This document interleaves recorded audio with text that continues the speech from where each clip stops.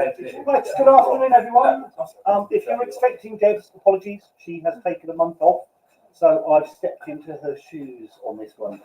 So I'm not going to call it healthy mental practices because, you know, she's spent a long time now building that brand, and I've relabeled it a clear conversation with me. Now, I've occasionally had to step in for Debs. And every time before, I keep getting asked really inappropriate questions. So if you're here to ask an inappropriate question, get it ready. I will answer anything from the floor in a bit. But I just thought it was an opportunity to give you a bit of a recap and explain what these sessions are all about. Is there anyone who's never been to one before?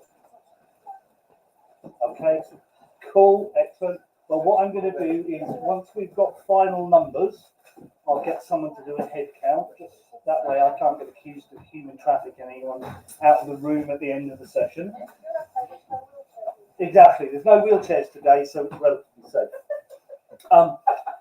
What happened is probably about 5 years ago now, there was a lot of turmoil on the scene because who's been around for less than a year? Okay. Less than 2 years, 3, 4, 5. Now, one of the things we'll see, and more than 5, yeah. So what you'll notice is that there are lots of people who are relatively new to this, okay? And as a result of that, it's kind of, oh my God, some of the room are new, and some of the room have been doing this for years and years. So there's almost like a disconnect. Some have got a lot of experience and a lot of points of reference, and others are comparatively new. So that creates a really difficult landscape for people to navigate because you've got power exchanges and situations where you're saying, oh my God, if I'm going to be submissive to someone, I'm going to give them the power. But if you're new, well, how are you certain you're doing that correctly? How are you keeping yourself safe when you don't necessarily understand the framework that a more experienced person has on the scene? So there was a point in time where the social churn became a little bit unpleasant. And the reason for asking how long people have been around is that often gives you an understanding, because when you knew, it's like, oh my God, it's all new. There are these people, they're kinky, and oh my God, some of them are into the same thing as me, and some are talking about new stuff, and it's like a frenzy. And you don't necessarily see the fact that, like all social communities, there are great people and there are bad people. And you have to learn to navigate which one's which. And what happens with any social community is periodically you get this almost like big dinosaur fight, and the angry dinosaurs come out and it's like, roar! I can't believe them. That man sat in the audience and he wore a hat. Ta-da! But one group of people will take exception to that and they start warring and fighting over it, and another group will say, but he has every right to wear a hat. And it kind of starts off. And the problem with when that happens is everyone loses, because you end up with this warring dynamic. The water gets incredibly muddy and no one can actually see the clarity of what went on in the first place. Now, if it's the person behind who's complaining that the hat is blocking their view, then they might want to work out a way of moving around and accommodating rather than going to war over the hat. Good, thank you for being courteous. So what we realized is that unless we had a space where people could come in and ask those questions, explore what's going on from a personal mental health perspective, a biochemical perspective, because actually it's only in the last 7 or 8 years have we really started talking about the different cascades, the biochemical effect. Lots of people have always talked about endorphins and milking endorphins, and the fact that there isn't that much difference between the reaction of a marathon runner who hits the wall and goes through that challenge and the sub who's on the spanking bench having their arse leathered with a flogger. Okay, they're both pretty much the same process. The pain of the marathon running will release the endorphins. It floods through your body. You'll get that high, drifty endorphin opioid float sensation. Exactly the same thing from flogging. So it gave an opportunity and a space for people to talk about this and to understand it. And to some extent, it's also helped all of us as a community understand things better. Back when I joined the scene, which was 20 years ago this year, that will be 20 years in March, there was very much a fixed ideology. So people talked about subdrop. Oh, subdrop, it's this, that, and the other. And it's actually only through having these conversations that we realised that actually it's a form of shock. So what happens is you pump all of these endorphins in your body, it's producing them as natural painkillers, you're absolutely whizzing your tits off and having a wonderful time, and then your body stops producing it because it's got too much and there's no longer a stimuli. And what happens is those painkillers reduce in your system, they go down, they get metabolized, and somewhere towards the bottom, your brain suddenly goes, I better start producing some more of those. But it's a bit slower than the actual degradation of it. So you end up going into a minus on the other side, and that's when you feel low, down, depressed, and have all of the negative things that people associate. Now, as it happens, if you stop and you say, actually, a bit of personal responsibility here, if you're going to play like that, you've got to anticipate that that is going to be the effect across the other side. So, personal responsibility around action, being sensible, learning your bodies when you explore, because there's no point in going, oh my God, these cases are amazing, I want to do it all, let me find the most extreme thing and go straight into it. Because the chances are, when you don't know how your body responds, that level of shock will give you a really extreme reaction. And what we don't want is for people to start playing heavy, have buyer's remorse or regret, and come running back and going, no, that shit's not for me because I feel really crappy afterwards. Okay? If you expect that you're going to feel that way as a result of the actions, then you can learn to be sensible about it. If you have a phenomenal drop rate, and every time you play, it literally is the end of the known universe, you might want to think about not playing on the weekend. And the reason for that is when you drop a couple of days later, it's Monday or Tuesday. Anyone have the kind of job where they go in on a Monday morning and go, oh my God, I'm so glad to be back at work? No, because they don't really actually, well, there'll be the exception that proves the rule, but for the most part, that's not where we're about. So actually, if you have bad Mondays anyway, and you drop 2 days later, don't look at playing on a Friday, because you're going to have that double effect of being low because of the play, low because of the Monday, and end up putting yourself in a position where you're not as comfortable, and equally where it isn't as easy to rescue yourself.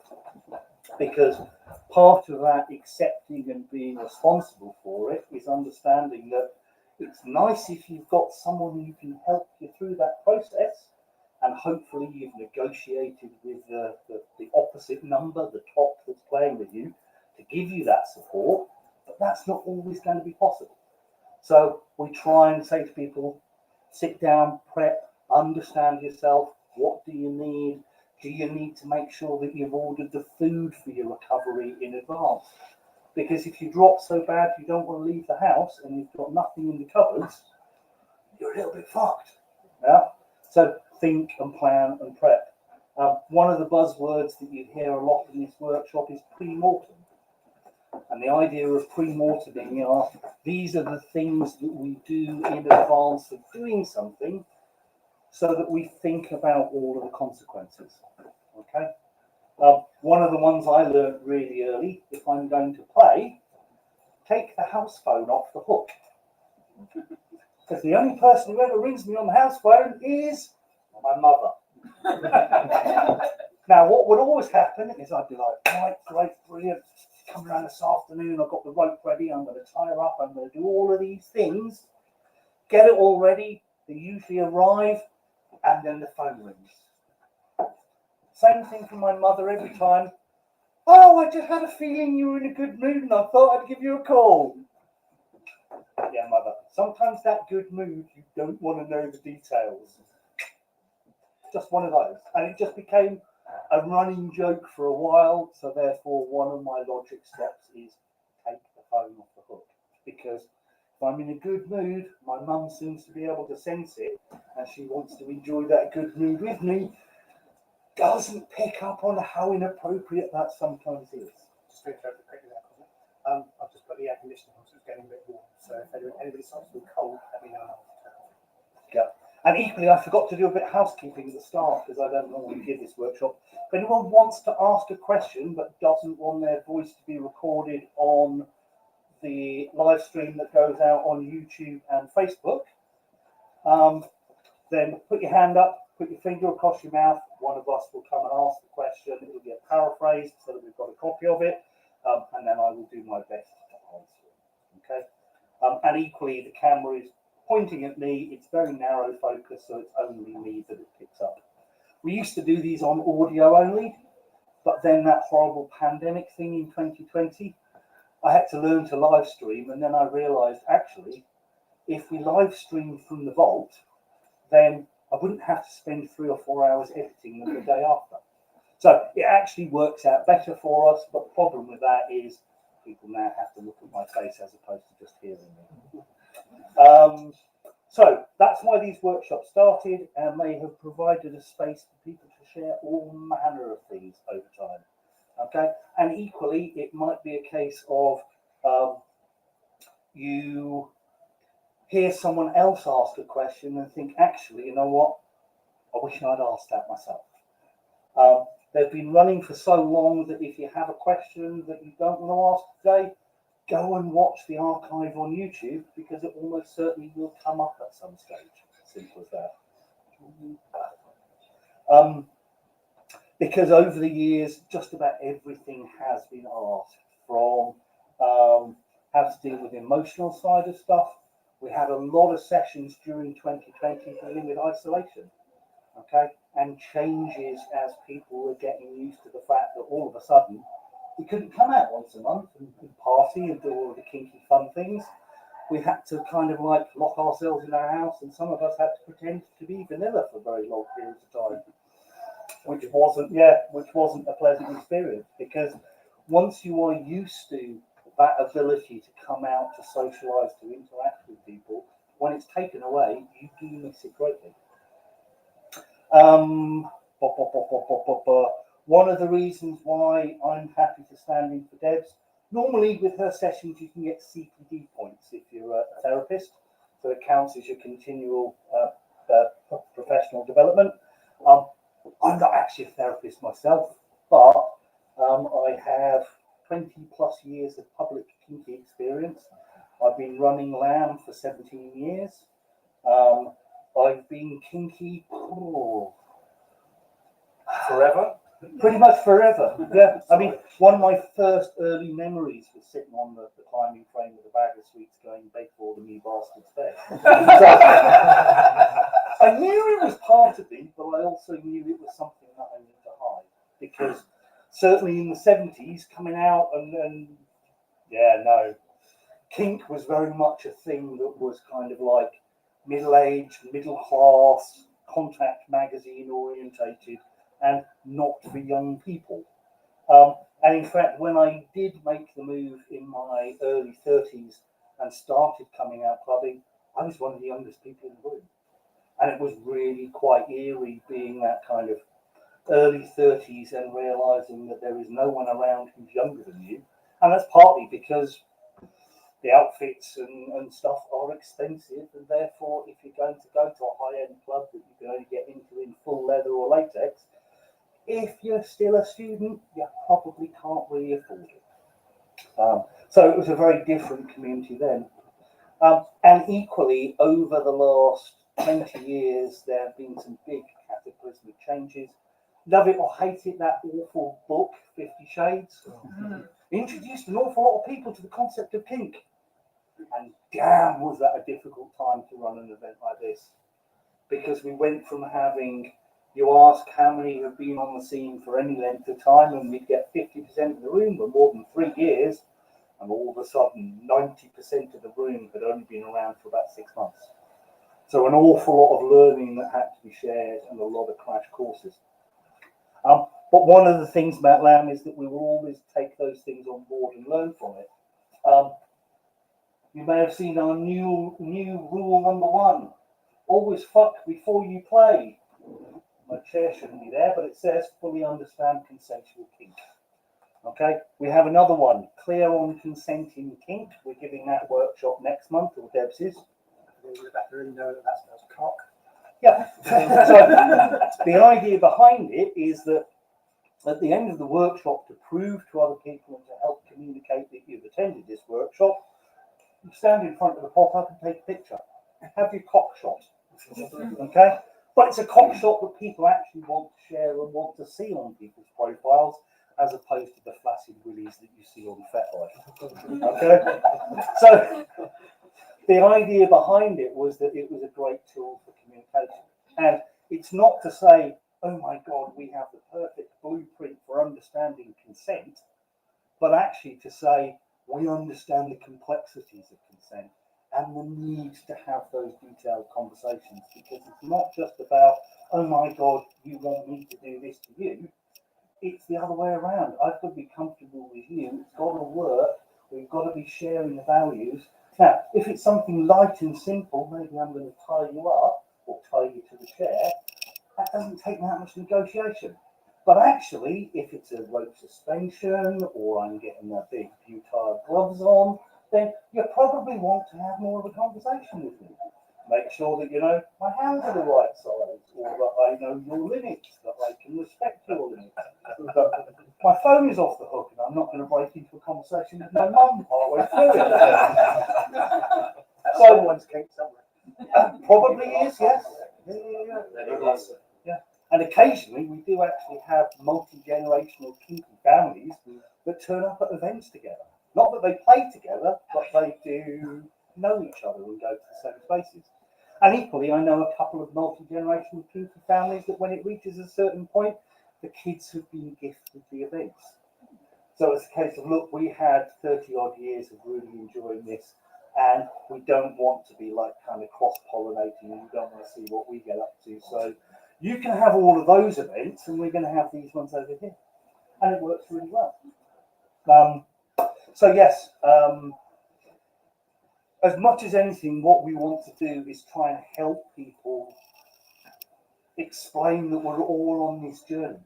Okay, no one cracked out of an egg a fully formed dominant, fully skilled and trained and knowing everything about the tools, the toys, the techniques, the psychology of playing with other people. It said so on FetLife, it must be true. I know, and it probably said so on colony.com and informed consent and London Fetish Scene and bondage.com and old.com and all of the others. Because that's actually one point I will make, is that the scene is what you all choose to make it. It's your scene as individuals. Okay? It might be that your scene is centered around LAM. Your scene might be centered around your local munch, your group of friends, a particular activity. It might be that you are into leather or rubber, and therefore that guides it. But what we want this to be is almost a watering hole where everyone can come together, share knowledge, share information, and hopefully do so as simply as possible. We do ask people always to leave any issues at the door. We understand it's not always possible. And that's why we have a very clear framework in the policies and procedures, because we've spent hours and hours and days going through it and going, okay, what could be the worst possible scenario that could occur? How can we actually try and create an event where two warring parties can come to an agreement to share it in some way, shape or form? And the final strata of dealing with that is the separation agreement. And we'll say to people, you can come until 4 o'clock, and then the other warring party can turn up at 4:30. So there's a nice break between the pair of you, and that way you can both enjoy the event. And 1 month you can go and have the early shift, and you can have the late shift, and we'll swap it over on subsequent months, and we'll work it that way. Because we don't want to make a stance of your disagreement, because it's not hard to get involved in. Simple as that. And we actually would rather you found a way to put the swords to one side and say, it didn't work out, I learned a lot from that, let's move on and do something different. Because I mentioned the turmoil and the social construct that can sometimes cause these warring parties, and that's really not helpful. It's really not helpful for events as well, because we actually want people to be communicative and open and to talk about issues. And if it's seen as, oh my God, I've got to like find the biggest rock and throw it at a person, then there's lots of opportunities to miss clearer communication, to talk to people and say, do me a favour, that thing you were doing the other day, it really upset a few people. You might not have realised it, but is it helpful for me to explain that to you? Maybe what you need to do is this, and this. And that way it's about diffusing things and managing them, rather than all of a sudden you turn up, get your kit out, you're ready to play in the dungeon, and everyone else down tools and says, no, we can't play with this guy around because he says that and the other. Yeah? We'd far rather know and be able to communicate with us. Don't worry, I'm not picking on you for any specific reason. Some people are fine and they go, yeah, okay, this is only I'm being looked at. It's not a specific example. Others, it's like, oh my God, he knows. And the answer is no. If there was an issue, we would talk to you about it, and we would do it sensitively, because that's what it's about. Because we all learn first time. The first play sessions I did, oh God, I wouldn't want to be on the receiving end of those, because I really went in a little bit hard, a little bit too fast, and did some stuff that I was told was going to be perfectly acceptable. And unfortunately, they had seen some of those elements in porn, but they'd never really experienced them before. And therefore, when it actually became a real thing in their front room while they were tied to the coffee table, it was a little bit intense and too much. But thankfully, that was an opportunity that we both learned from. We became a lot more communicative as individuals, and we're still reasonable friends. We'll probably never play together, because we've worked out that we're on different ends of the spectrum. She likes the very, very soft and gentle and sensual doming, and I'm the nasty, evil, horrible person who does unspeakable things to people. But I'm really comfortable in that space. I'm not comfortable pretending that I sit in that space. You know? And that's actually one of the key important things, because we'll often say, oh, I'm dom or I'm sub, or some people will switch in the middle. But the reality is, because this is such an individual thing, even if you consider yourself to be dominant, you've got to look at the other person that you're playing with. And actually, you might be dominant to them in a play capacity, but submissive to them in a business context or in a work environment or something like that. This works on so many subtle levels. So when people say, that's it, I'm 100% dom and no one could ever, no, okay, careful of those hyperboles, because someone will walk out round the corner and you'll just go, oh, that energy, that look, that's it, I'm mesmerized, and you're absorbed and locked in. And you just said 2 minutes earlier, no one could ever have that effect on me. And the universe has just thrown that person around the corner for you. Okay? And then you might have to walk back with your mates and say, oh, well, actually, you know what? If they like me as well, I could really kind of worship at their feet. It may happen one of these days, but I haven't found the person that makes me go, wow, yeah. But it enables you to explore thinking about that person. Okay, you will have a rough idea, and possibly there is some iconography that's giving it away. Someone wearing a thick collar is more likely to be submissive. Someone with floggers hanging off their tool belt, they're more likely to be a dominant. Or tackles. Or a pack horse, yeah. Or doing an impression of Tackleberry from the Police Academy films. We have one that does that quite nicely. It's like a rah-rah skirt, floggers all the way around. So, one of the things I would say, you're probably not going to get it right the first time. And be comfortable with that, okay? And part of the answer to being comfortable with that is don't run before you can walk, okay? We're all, well, the majority of us are gifted with two hands, okay? They're great implements to play with. You can spank people, you can slap people, you can punch people, you can pinch people, you can scratch them, you can do all sorts with your hands. Have you seen Jamie? Well, not necessarily. Oh, great fun. But lots of people will rush off and say, oh my God, did you see it at the after party, that rope bondage suspension? Oh, I simply have to get into it. And they will throw all of their effort into getting into that, which might be great, but don't do it and miss out on all of the wonderful things that you can explore on the journey. Because quite frankly, no one is going to jump out of a cupboard when you've completed a checklist with a unicorn fanfare trumpeting glitter all over the place, going, oh my God, you've completed it. Okay? It doesn't happen. So be sensible, work at the pace that you're comfortable with, because that will avoid you overstretching yourself, putting yourself in areas that you're really not that comfortable with. Any questions? No? Yeah, a very quick question, because I know my question's a bit long-winded. It's actually about a friend, or somebody I was friendly with. No, it's not about me. No, because I'm still here. They came and they were the friendly thing. I'm not going to mention who or what, we'll figure it out. And they're not coming anymore, and I think they've done that thing where they just got that, oh God.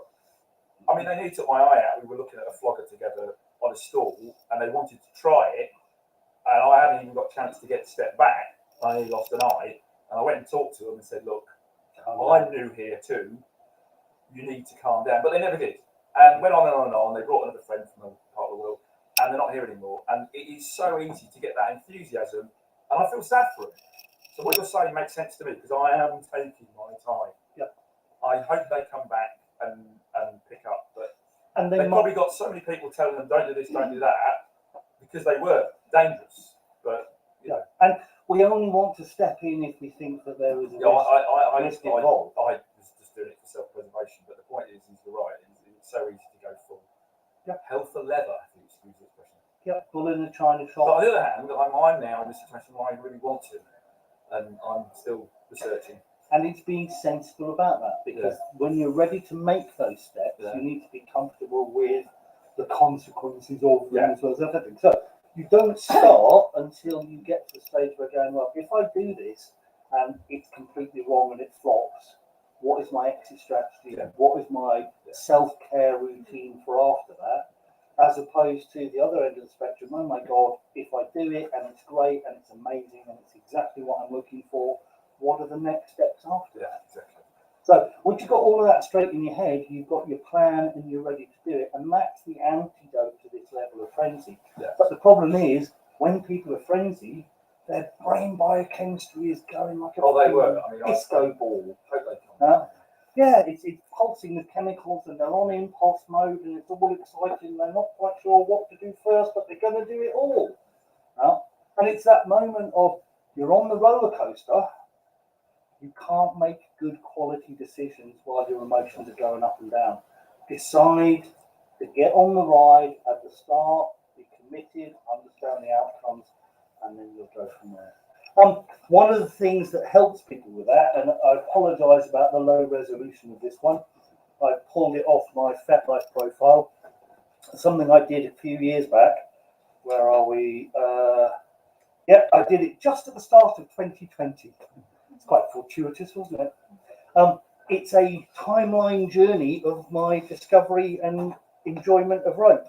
So it starts here in 1960 to 72 when I was born. Okay, and we've got lots of rope-based games, cowboys and Indians, and all that kind of inappropriate tying people up in the woods.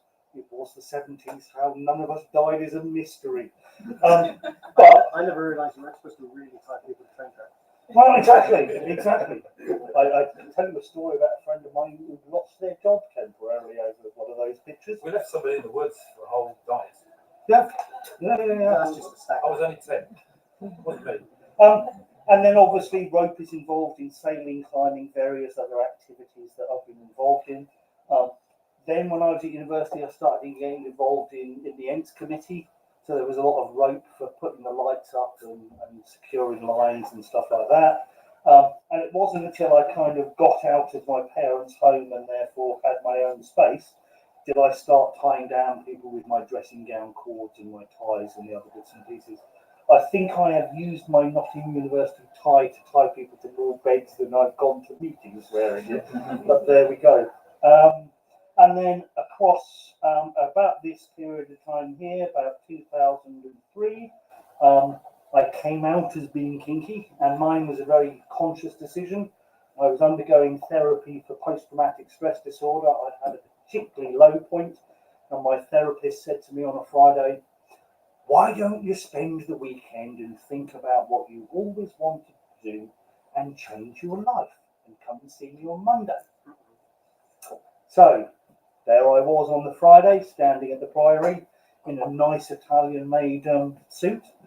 And I went back in on the Monday morning, black leather trousers, new rock boots, black shirt, full-length leather coat like something out of the Matrix, even though it wasn't a film in those days. And my therapist is like, "I can see a subtle change in you. Give me a second."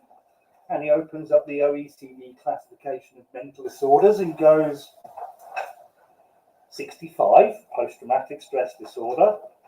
Oh, sorry, 58 was post-traumatic stress disorder. Flicks through a few more pages. F65, consensual sadomasochistic behaviour. Because you're going up the scale. This is really good progress. It's only taken 3 years. And I'm like, okay, smart ass. Really nice guy. I love him to bits. But back in those days, it was a sectionable offence.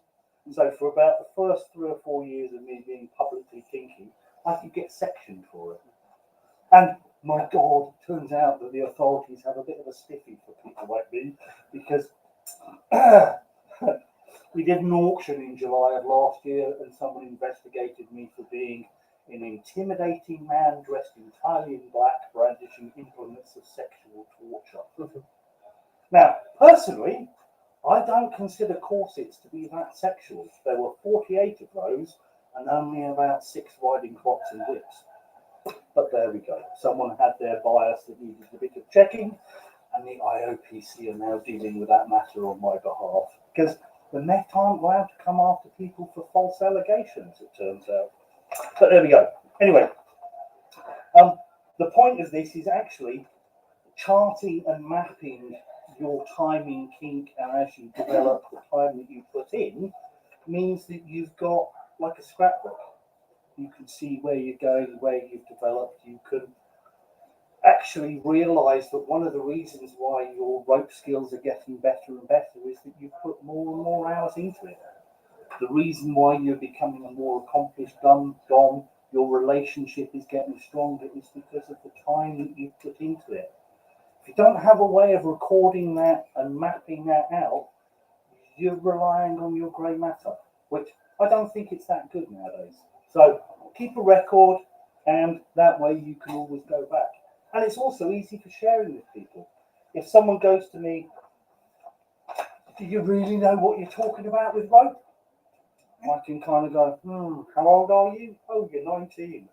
I ran a rope bondage nightclub when you were 2 years old." So yeah, I think I know a little bit about it. I've been doing it for some time. And again, I can refer people back to that. One thing I am going to mention here, because it came up in one of my writings recently and seems to have been a slight fascination to people. Does anyone have an owner's manual that they've written? One? Okay. Ish. Highly recommend this. Okay.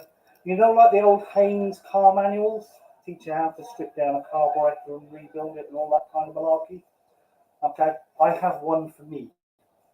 Okay, this is who I am. This is what I like. This is what I'm looking for. This is what I have as my framework of consent. Okay, and if I meet someone in a club and they want to be tied up, if I'm not sure, I will ask them to read that, understand it, make sure that they're on the same page as me. Okay, because if it's just an experiential play, we're just meeting as two individuals and it's like, oh my God, wow, let's have some fun, let's tie you up.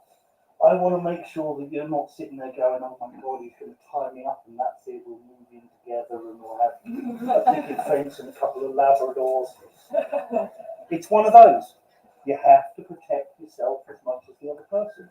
So I need to make sure that you're aware of what I'm offering and you've got to be comfortable with what I'm offering. So writing it all down might seem incredibly unsexy, but actually it's a really good way of circumnavigating a lot of the boring conversations. So I have one for phase one is I've met you in a club. Phase two might be we're looking at doing a collaboration. Maybe there I've gone, oh my God, wow, your look absolutely stunning. I've got this vision in my head. I want to tie you up like this with a chandelier floating in space around you. So I want to make sure that you are comfortable with that you agree to the terms of that you're happy with the content being put out in public spaces, make sure I capture your consent and all the rest. Because what I don't want is to go all the way down the line, have this amazing time, create this amazing visual thing, and you go, yeah, but you can't stick that on FetLife because my face can't be seen. So it's about being clear and focused. I will then have another that says I'm meeting someone at a place other than my home, and therefore make sure that they're aware of what my limits are, what my exit strategy is, and all the rest. Another layer that says, hey, you're coming to my home. So I need to disclose to you where I live, who I am, and the rest of the information. And then I have a final layer beneath that, which is, hey, we know each other, we want to build a relationship, and this is how that will start to be structured. Okay? So it's incredibly organized, but actually, there's a hell of a lot to communicate. When did So you first decide to do that, the first time I wrote it was probably about 4.5, 5 years ago now. Recent-ish, yeah. I picked it up as a good habit from someone I had played with for 12 years, and she was the first one I'd ever come across of these. And in fact, a lot of people who now talk about it, it's because they know about her one. And it's very much, if you want to understand how to get the most out of me, these are the things that you need to understand. And hers is about 5 or 6 pages. And thankfully, there's a good reference section in the back because there's one book on DS Dynamics that was literally written about her. So if you go to that, you download it, you do the control manual by Mike Masters. It literally will tell you everything you need to know about controlling her and the dynamics and all the rest of it. So having been exposed to one of those that was well written, when it came to changing a relationship and looking at new partners, I was like, now's the time to do this. I want to sit down and be very, very clear. Because I like to do things with a slightly tongue-in-cheek sense, I refer to mine as the big book, How to Get the Most Out of Your Cosmic One. And it's literally written in that particular context. So it's as if, congratulations on your purchase of a new Cosmic One. This is how to get the most out of it. Please do not rip open the box and throw away the instructions. They are essential. And that way, if someone goes, yeah, I don't need to read that, then I'm sitting there going, hang on a minute, this person doesn't understand my boundaries. They're after a quick fix. The risk that they're coming at me with is a lot greater than I first anticipated. And I'm probably going to say no. And why am I going to say no? Because after 20 years, I've seen enough examples, both of my own as well as other people, that says, when you get that feeling that says, nope, it's not worth the risk, don't take the risk. Okay, because it's much easier to renegotiate and come back to that situation in a couple of months down the line than to spend several years repairing your reputation because of a misunderstanding and disagreement. Okay. One of the ones that it says in mine, particularly when it gets down to the relationship levels, is if we have a disagreement, let's deal with it as decent human beings. Because actually, if you want to get all of your mates and go, rah, rah, rah, that cosmic is a horrible, nasty person, it's not fair for me to do the same. Because I can probably drum up a much larger group of people who are prepared to agree with me because they will stay on my good side. So my army are going to be much, much bigger and they're going to have heavier rocks. Therefore, I don't want to play that game because it's unfair. So I encourage people to say, if you're going to do it, don't start to begin with. If you can't negotiate with me personally, then actually the King Shrink has agreed to be a mediator on my behalf. There are several other people who can be approached and will mediate on my behalf. Alternatively, appoint a mutual friend to mediate with one of those people on your behalf to get through to me. Lots of mechanisms for doing it. The one I can't ever do is the, oh my God, that guy in the front row with his scarf. Oh, his immaculately cut beard. Disgraceful behaviour. It's not going to win. Yeah. Not going to be good and healthy for you. Not going to be healthy for me because there will be people who will sit there and go, that poor bloke, you picked on him. How would I feel if I was in his shoes? There will be people who go, I expected much better of Cosmic than that. That's something disgraceful. Maybe he did human traffic those people as they say he did in 2019. If you don't know that story, you should look it up. It's quite amusing. I was falsely accused of human trafficking by someone whose relationship broke down, and in order to get relocated back to the States, he told an absolute whopping porky pie, and the US immigration went along with it hook, line and sinker, and knocked on my door with a search warrant in the morning. Because as far as they were concerned, the London alternative market, it must be some secret covert slave market. They must be selling people down in this vault thing. Yeah, they knocked on my door, and one of the things they were looking for was the slave register. Which 5 hours later, I had to tell them, if you're looking for the slave register, you need to go to www.theslaveregister.com because it's not a big leather book that details the transactions of shadowy people being transplanted or transported across the world. It was, in fact, a community of consensual people who were into master and slave dynamics. With contracts. Yeah. And you could actually get a barcode allocated by the website that you then put onto your slave ownership contract. And until the website came down, I had several people that I had owned that were on the website, which was slightly amusing for the Metropolitan Police. When they said to me, have you ever owned a slave before? Yes. Oh, well, you must tell us about that. What happened to her? Well, she died. Well, we must know the details. Well, she's married to this guy in Birmingham and their relationship broke down, but we still kept going. Unfortunately, she suffered from some long-term health issues and unfortunately eventually passed away and died. But I was sitting next to her at the time that she took her last breath. Because when I own someone, it's for fucking life. And these guys are sitting there going, because as far as they're concerned, slaves are things that, you pass and you get them cockle picking and picking things in the field or working in the nail bar or the rub and tug. No, much more precious and valuable commodities than that to me. And therefore, when I make that commitment, it is for life. But yes, that was a very amusing afternoon and conversation with the Metropolitan Police's finest. But it's also a reason why I can stand up and do a workshop like this, because quite frankly, I very much doubt many of you are going to experience anything close to the shit that has been kicked up and thrown around over the last 20 years. None of it has killed me. No? None of it at all. Changed me, admittedly. I have a very strong distrust for the police, apart from the Corporation of London Police. They get it.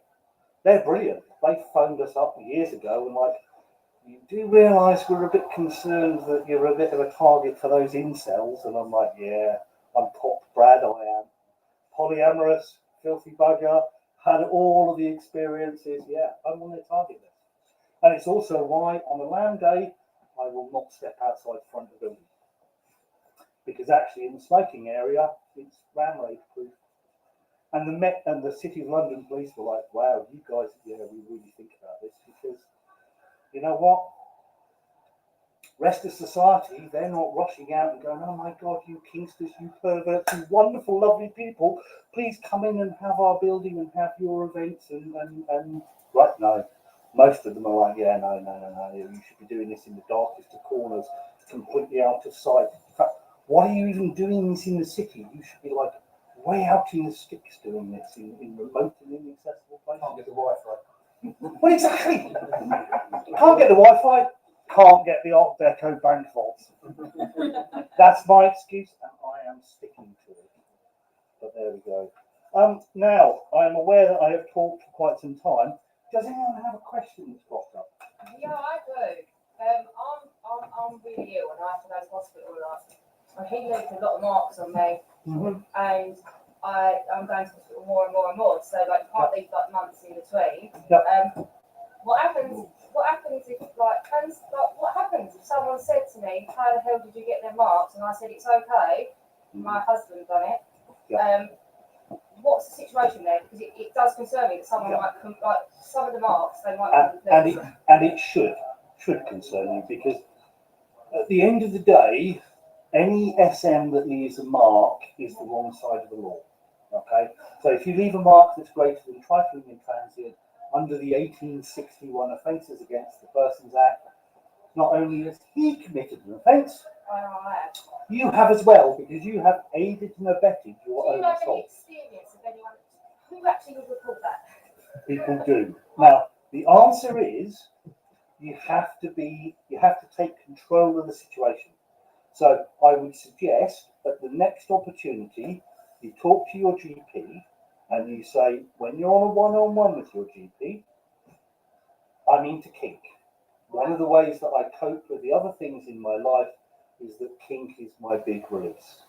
As a result of that, I will occasionally have marks. I want you to put this into my medical notes. Okay? Now, once your GP puts it into the notes, the next time you see the GP, you both go to see the GP. And the next conversation is, and this is where you come in, oh my God, I'm so relieved that you are now aware of that, because I was concerned that someone would take the wrong end of the stick. We love each other to bits. This is not a domestic violence situation. This is how we cope and structure our lives.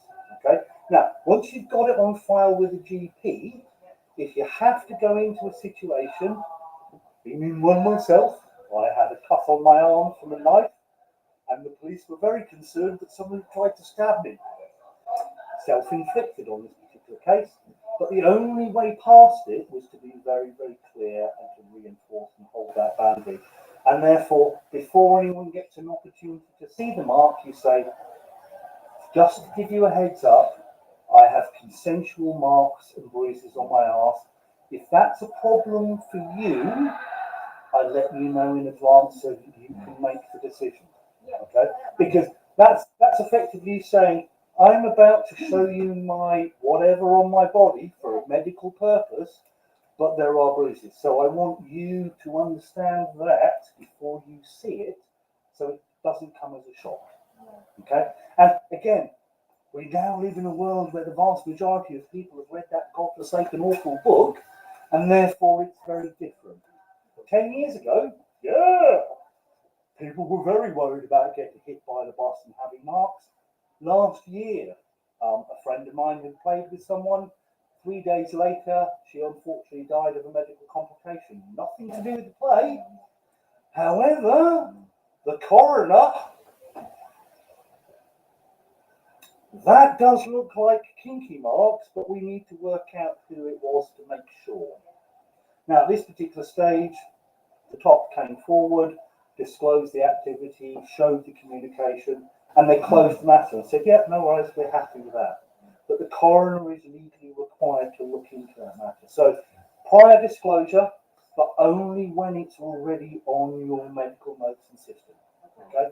Because that way they will find it, okay? And you might get the odd person who has a personal issue and bias with kink, but because you've said to them, if you have that issue, separate yourself at this particular stage, then they can't really stay a course issue. Can I just raise the two issues with that? Just from a structural point of view, so I used to work in the NHS, is that very frequently GP records and hospital records do not tie up. And so it's the same thing. So, and also as a nurse, if there is any inkling, they have a responsibility for their personal identification number to report something. Obviously, I would hope that they would be sensitive and listen to you as as a person. So it's really good that you start that communication. But like you say, there are some people that are incredibly closed-minded, but there's also a drive about domestic violence and the reporting of it. So you will get people that will go, now is this person saying this, but they're actually being pressured to say this. And also why have the dialogue yourself rather than in front of, because literally it's like, no, she's been coerced into saying this. I do. Like groomed into something, like pushed into Yeah. Oh, I mean, when they raided me, this was one of the hilarious things. My primary partner at the time had stayed that night, so she was the one that opened the door. Long story short, they whisked her into a separate room. Are you okay? Are you safe? Can we see your identification? So she pulls out her identity card. She's French. And a couple of minutes later, when I'm like, for God's sake, this has got nothing to do with her, let her get off the work. Oh, do you work for him? What do you do? Thinking nail bar, rub and tug, cockle picking, whatever it was going to be. A multimedia manager for a marketing company. Well, do you need a translator? We can get you someone who speaks Spanish.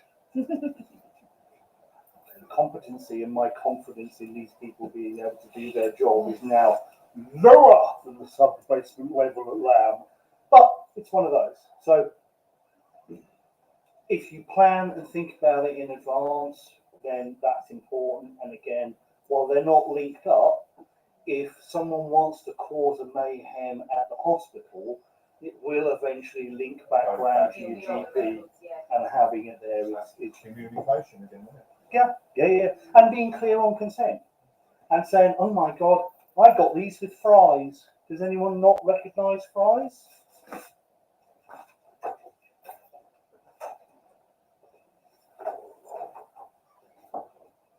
Freely given, reversible, informed, enthusiastic, and specific. Okay? And it might actually be that you saying, I got my bruises with fries, is an opportunity to introduce them to the fries model for consent. Okay? Which is actually a planned parenting program out of America. Okay? So it shocks them a little bit when you kind of are really enthusiastic about it and go, oh yeah, this is an important thing to us. Okay? Rather than allowing them to think, could be kinky, could be abuse, I'm not sure. You closed it before it's even started by saying enthusiastic consent with my bruised bottom, thank you very much. Okay? And again, you will find lots of resources on the LAM educational section of the website talking about stuff like this, because it's massively important to all of us in the community to learn the correct way. I don't think, yes. The wheel of consent. Anyone not come across that one? Okay. Simple principle with all activities. I touched upon this earlier. To take something, someone has to allow that to be taken. To serve someone someone has to accept it. And it's to indicate that it is a lot more complex than people first think. Because heaven forbid, if you got the wrong end of the stick and you turned up at the party and you saw these people playing with each other, you might think, oh, I can just walk up and, hey, come on, let's go off. Okay? That's why it's important to understand the dynamics on all levels. Okay? I can enthusiastically be looking for someone to spank, but I have to have someone who's enthusiastically looking to be spanked and spanked by me. Okay? It's both sides of this have to balance out, because otherwise you end up with a big disconnect and you run into a situation where someone could say, I was new to the event and that horrible master cosmic typing up and did unspeakable things to me, and I didn't really understand everything that he was doing until it was too late. I'm at fault for that, absolutely. We want those situations to be avoided, and that's why encouraging people to really think and balance and communicate is so important to LAMv. And equally, if there is something that goes wrong, then let us help you to navigate and fix that. Okay? Because at the end of the day, it might just simply be a little bit of a misunderstanding. Or you might not have factored something that is unique to them that we know about. A couple of years ago, there was a great young couple on the scene. I think they've moved up north now. They used to like playing with really loud floggers, usually made of rubber, so there's a big slappy, thwacky noise every time it makes impact. And she used to love nothing more than screaming at the top of her lungs. Blood-curdling screams. Now that took a little bit of other people getting used to it, because they come in and it's like, yep, I'm going to do my wonderful 6-point poi flogging, and there's this blood-curdling scream like something out of a horror movie, and they're literally like poid all around their head because it's like, what the fuck is that? But after a while, the people around them learn that these people want to create that noise because they can't do that at home. So they come out to clubs to make as much noise as possible and get their release because they live in a tower block. And therefore they can't do that on a normal Friday and Saturday night when they're at home, because they might not be as lucky as me. My local authority has me down as an individual of alternative sexualities. So as a result, when, shall we say, loud sexual noises are emanating from my flat, they completely understand it's probably more than the stereotypical two people making the noise. So as a result, I'm allowed to continue making the noise because it's part of my lifestyle. It's taken me years to program Wandsworth Council into that belief, but we're finally there. No, they discount noise complaints if it's all sexual noises, because it's not as if, you know, I can have quiet sex Monday to Friday because I'm kinky. Therefore, it takes a little bit more for me to work up a head of steam and all the rest of it. That's a great. Yeah. It kind of came about because I have an unusual front door. The door knocker. It's not. The door knocker is a dragon's head. So the rest of the door I've had painted so that the panel door looks like a window panel. And then I've had a balsa wood dragon built into the back of it with the landscape of London, including Battersea Power Station, on flame. So it's like something out of Rain of Fire, basically. So it turns out all the housing officers for the last 8 years have all stood and had a selfie in front of my front door. As a result, all I need to do is give my door number and what building I'm in, and immediately the man with the front door. Yes. Oh, we'd love to see on the other side of that door. I know you'd love to see what's on the other side of the door, but I have to caution you that it's all of an incredibly adult nature. Now, if you go to Channel 4, Sex Tips for Teenagers, Series 2, Volume 2, then you can get a sneak preview of my bedroom. Oh my God, wow. So in your book with your 5 layers, the one above playing, you've got pencil officers at the top. I should do, yeah. Oh, it's always a big, because if they have to send someone out to inspect the flat, I always get 2. They never come out on their own, and it's always an old one and a young one. And I think the young one is supposed to be there for the defence, but invariably it's the old ones that get it and the young ones that don't. So the last time British Gas came in, the old boy's like, look, I know it's a bit unusual. We've been given a heads up and warning. We'll be as respectful as we can. Yeah, brilliant, fantastic. Come on through to the bedroom. Centerpiece is a big steel 4-poster suspension bed. He was fine with it. The young lad's like, fucking hell! Jesus, what's? And the old boy's just like, ban, now, go, done. Turned around to me and said, I really am sorry, sir. I don't know where that came from. And I'm like, I don't either. Thank you for responding appropriately. Let's move on with the rest of the day. The electrician had a fun time in my playroom. Yeah. They come around and go. Yeah. And occasionally I'll go, oh, do you need a power tool? And I'll pick up a reciprocating saw with a great big cock on it. But there we go. No, again, it's that whole communication. I don't do it to shock them, but if you're going to come into my home and not give me like 6 months notice to sterilise it and remove all of the kinky stuff, then Fair game. fair game, absolutely. And it's my home that you're coming into. I'm not kind of forcing my kink onto your home. So at least it's all contained within the vaguely 4 walls. Yeah, imagine earlier when chicks shot you. Yes. No, not the dumb things at all. Absolutely. Any other questions? Have we got any questions on the screen? We haven't, I've asked, but we haven't. I did put it out, unfortunately. Okay. Has there been any change in the law at all regarding the trifling? Trifling transient, unfortunately Any not. change? Nothing at all still? No, and to give you a quick summary on this, I occasionally do a workshop on SM and the law, covering the fact that the 1861 Offences Against the Persons Act, which is completely out of date, is still the law that is on the books. Now, about 5-6 years ago, the coalition government said we have an appetite to review the Offences Against the Persons Act, and we're going to bring it up to speed, and the Home Office agreed that there needed to be a special clause in there so that consensual SMers didn't find themselves on the wrong side of the law, and nothing's happened.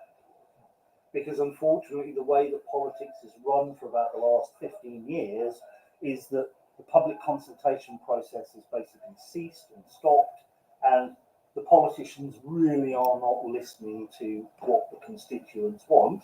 Classic example of that would be the online safety bill, which has been kicked backwards and forwards so many times it doesn't even look like the original piece of legislation.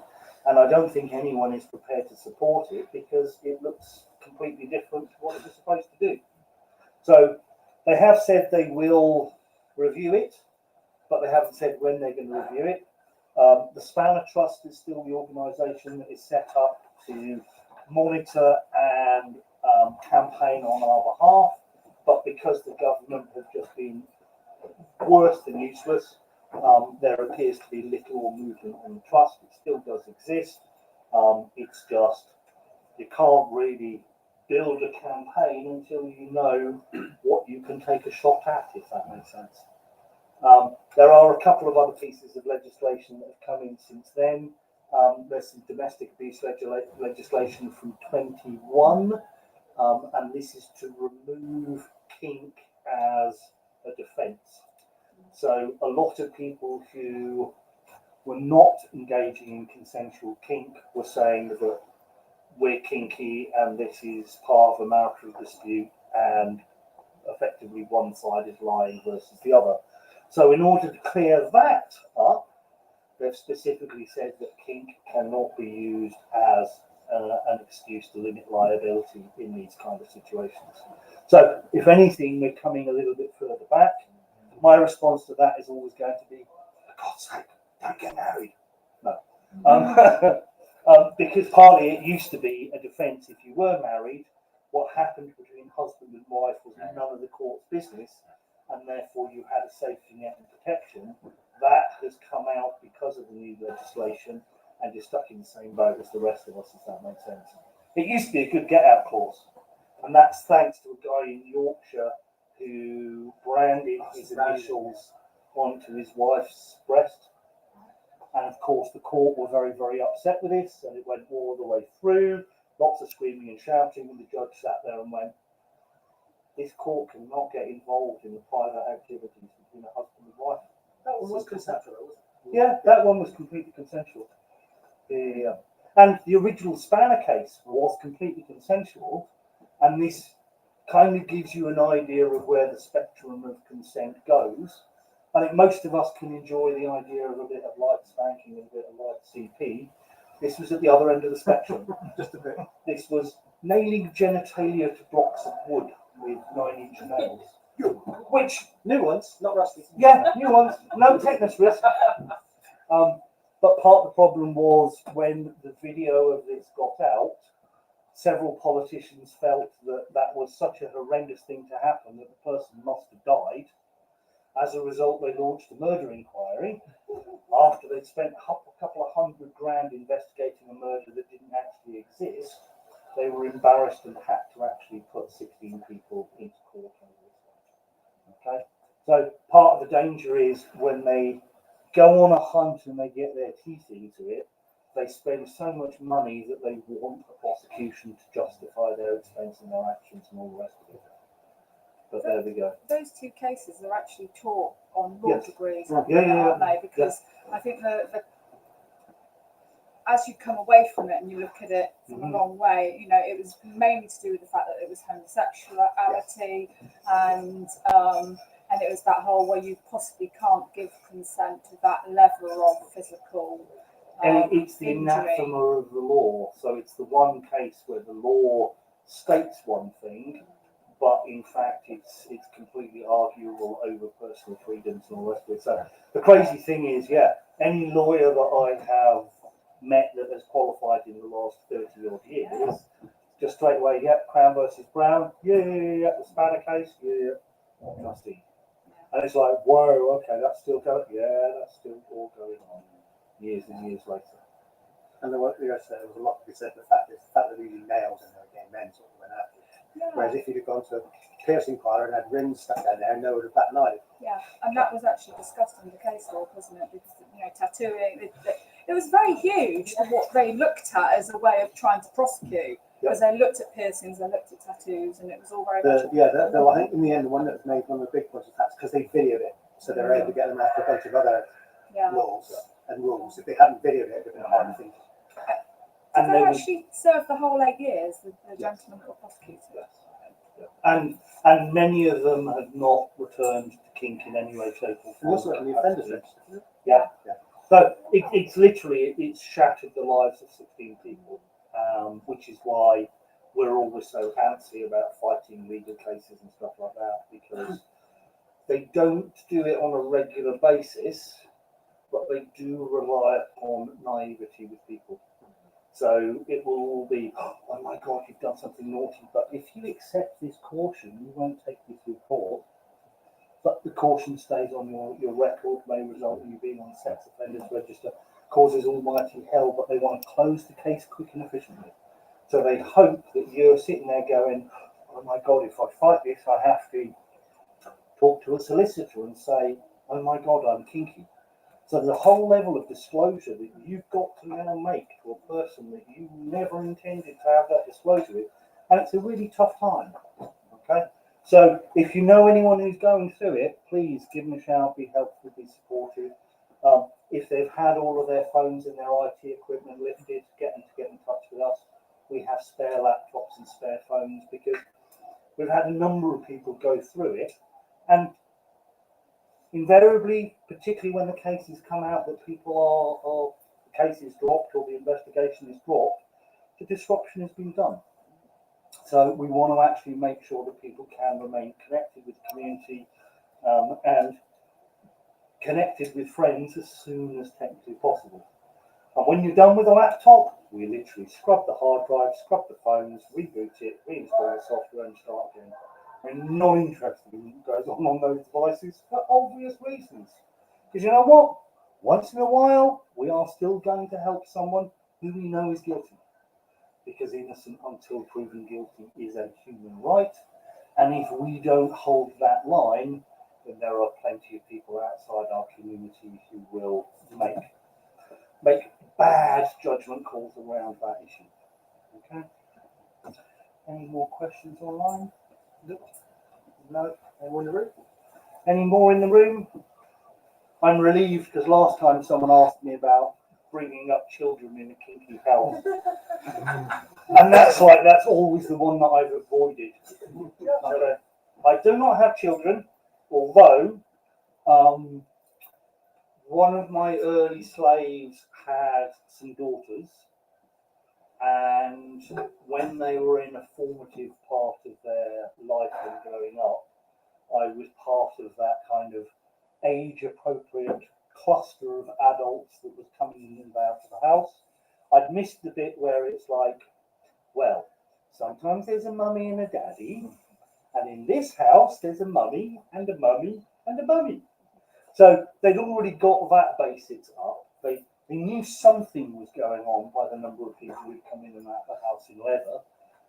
But it wasn't until quite some time later that I'm flicking through X-Hamster and I'm like, looks like, sounds like, same tattoos as, oh, that's what she did for a living. So she'd grown up in an accepting house. One daughter had gone on to do something incredibly straight-laced, and the other has an AVN for her porn work a few years ago, and seems to thoroughly enjoy it, and blamed me partly for her career advice, because when asked what should one do for a living, my advice is always the same: find something that you enjoy doing and be the best at it that you can be.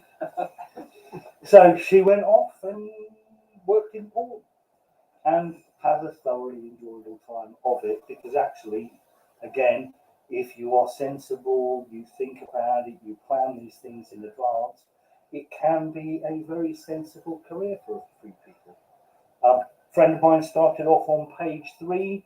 She was one of the web mistresses for fetish.com and the whole the armory in San Francisco, did meninpain.com and Wired Pussy, and literally banked enough money that when she got to the end of her career, she said, well, what do I want to do? Oh, I'll go off and do a degree. So she went off and did a very challenging and taxing degree, and now works in a completely different field. Thoroughly enjoys her life, and looks back on it and thinks, well, actually, I travelled the world multiple times over. I've got all of these investment opportunities that I got through working incredibly hard. But man, did she work really hard at it. So if we were driving somewhere, she would be on the spare seat, literally editing videos and stuff, like be working 12, 13 hours a day. But that meant that by the end of it, she had a very tidy bank balance and could say, next 5 years, I'm going to go off and be a completely different person. And love her to bits for it. But there we go. So yes, that's usually the awkward one. Other awkward one is often about coming out and being more open with parents and family. That's dead. Don't care what the other thing about. Yeah. And it's in my case, I was outed by my older brother. Now, it wasn't shocking that it happened because his partner had seen a magazine article from Marie Claire while I was giving spanking workshops. So she happened to go to the doctor's surgery and was sitting down because she's like proper golf. I mean, in no way did I ever expect anyone in the family to be reading Marie Claire, but when she has a doctor's appointment, what's on the table but Marie Claire, goes leafing through. Who fucked? So rushes home, goes to my brother rings me up, starts taking a piss, and I'm like, okay, do me a favour, my business to talk to mum and dad about this, not yours. So about 15 minutes later, I got a phone call from my mum. And I'm sitting there going, how the hell do I explain this? And then I remembered, I was out in the kitchen standing talking to her the week before, and she said, whatever you're doing that makes you happy, keep doing it. So I, quick as a flash, said, Mum, remember last Sunday in the kitchen? Whatever I'm doing that's making me happy, keep doing it. Yeah. Sorry, I had to find out this way. Surely not. Oh, yes. But what about that lovely girl that you used to see? Yeah, her as well. In fact, she was the one that started all of this in many respects. So it's one of those. Now, as it happened, yeah, kink is one of the things that has made me a lot happier and a lot comfortable in my life. And therefore, she was prepared to sign up and say, yeah, okay, I can get behind that because I see the positive influence. And that's why on a lot of the LAMv documentation, you will see kink positive. And this is basically the way that we define our community. I don't care who you are, what you're looking for, what's between your legs, who you want between your legs, how many people you want between your legs, if you want to change what's between your legs. You're welcome here as long as you accept that kink is a positive influence in our lives. Doesn't even have to say anything about you, just come here accepting that it is a positive thing to us. Okay? And that's all we ever ask, because the demographic of this event changes so much. We like the fact that it's not all straight people, it's not all gay people, it's not all old people, it's young people, it's new people, it's all the kind of individuals that you can possibly get. It's a watering hole for alternative people. So kink positive is our way of kind of wrapping it up and saying, as long as you can accept its role in our lives, you're welcome here to have some fun. So we do have one question online. Yep. So the question is, on the scene, if you find out a suspected abusive person had someone coerce you into thinking they're into you and had sex with you while you were in a known bromal state, is that a breach of consent? Yes. Not only is it a breach of consent, but it might also, well, not only a moral breach of consent, it might actually breach the legal definition of it as well. Now, unfortunately, whether it is enough of an issue for the CPS to warrant investigating is another matter, but I suspect it's enough of an issue that the police would want to caution that individual and give them the encouragement not to be making that mistake in the future. But unfortunately, a good example, there are some great people out there. There are also some almighty cockwombles. Now, you have to accept that they both exist. Because if we were to turn around and say, oh my God, LAMv, it's the most amazing safe haven ever, you'll be perfect, no one will disrespect you. Then what would happen is you'd come here, you'd let your guard down, and when it happens, you'd be really upset with me for leading you into lulling you into a false sense of security. Okay? So as much as possible, yeah, we'd love to make sure that there are no abusers within our community. I don't think there is actually a way of doing that, because if we take it up to the societal level, how's weeding out the abusers in society working out? Now, with all of their resources, if they haven't got it right, I'm still struggling to work out how we're going to do it as a community. So my default is, hey, there are good people, there are bad people. Always be cautious and only take the risks that you are comfortable taking personally. Okay?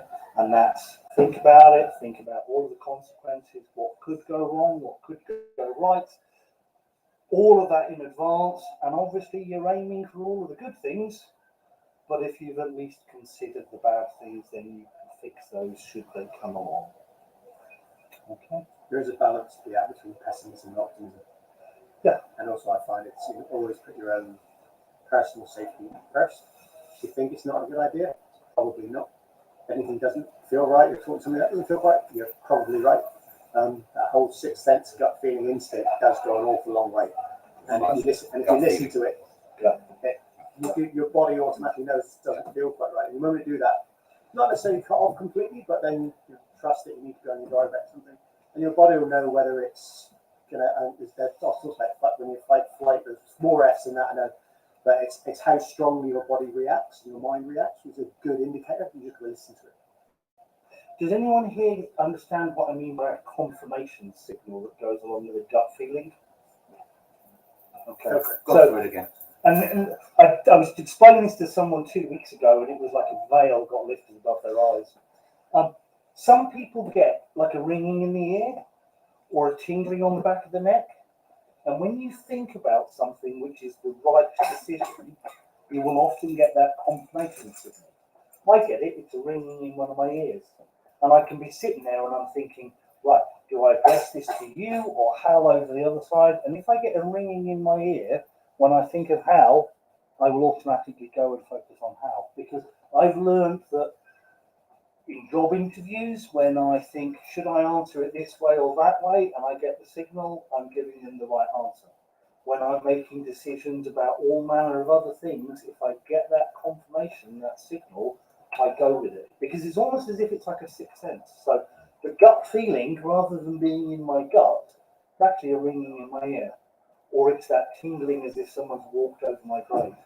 Okay? And the stronger those are, the more I've learned to listen to them, because quite frankly, you don't have to watch Fatal Attraction to know how badly it can go wrong if you make a bad decision.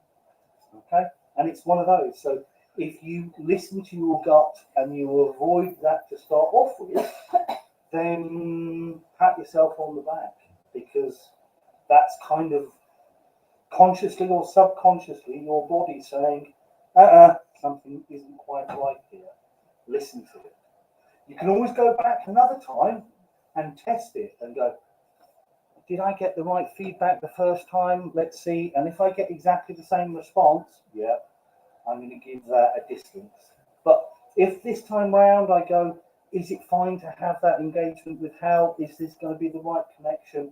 And I'm getting the positive noises, then I will proceed with caution at that particular stage. And some people literally have that and they don't know what it is. To them, it's just an irritating tinnitus or ringing in their ear because they've never joined the dots and made the link and association and gone, oh my God, when I get that, it's something telling me that that is the right decision to make. Okay? It doesn't happen with everyone, but it happens with more people than I think we care to admit. 2020, there were a lot of articles about, can you hear that sound of a thunderstorm in your ear? Okay, so that rushing, watering, thundering noise, a lot of people have that as a confirmation signal. And it was really weird because I'd be like reading those articles and seeing the bits come up and I'm like, ooh, why the hell do they want to talk to everybody who's got confirmation signals going on?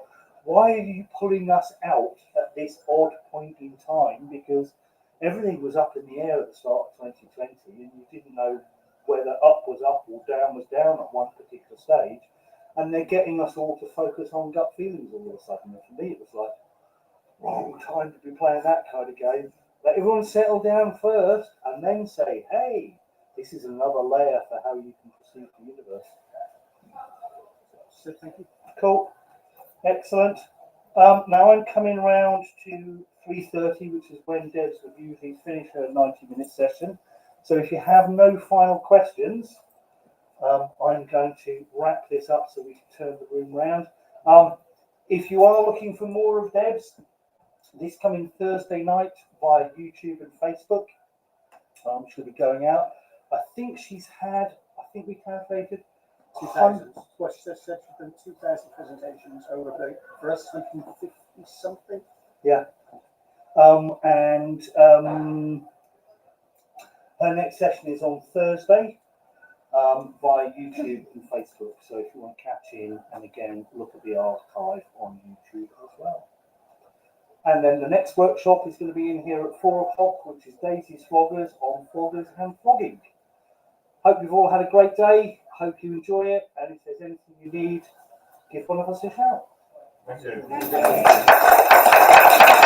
you.